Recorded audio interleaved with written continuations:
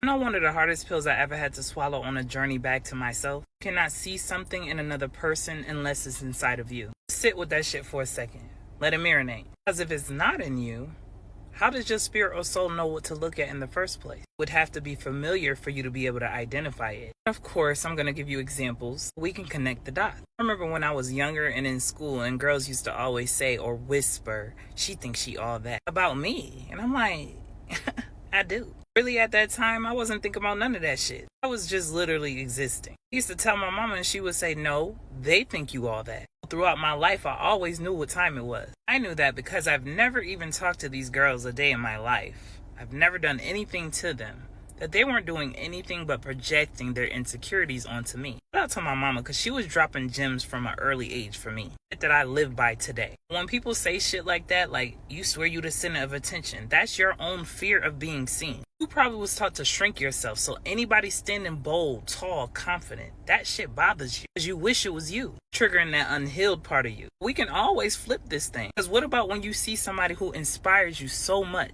Say shit like they're so wise, powerful, radiant, glowing, only able to recognize it because that same frequency lives inside of you. That same frequency is just reflecting back to you like a mirror. Everything we judge, everything we admire, every inspiration, every admiration, every irritation, it's all data from the soul and a reflection of what lives inside of us. That's whether it's hidden, healed, or screaming to be released. If I ever catch myself side-eyeing somebody a little bit too hard or giving somebody too much praise, immediately I stop in my tracks and check myself. Like I said, this does not always have to be when it's a bad thing. Just ask myself, what part of me is being reflected right now? Don't see the world as it is. We see the world as we are. Our reality is always speaking to us through reflection. This is why a lot of people in the spiritual community say peace reflection, because I am you and you are me. Once more people get to this realization, then we're going to start making some progress. First, you got to be aware, and you got to hold yourself accountable. Just know your triggers as well as your heroes are both trying to wake you up. Pay attention. As always, peace, love, and light, and gratitude for watching.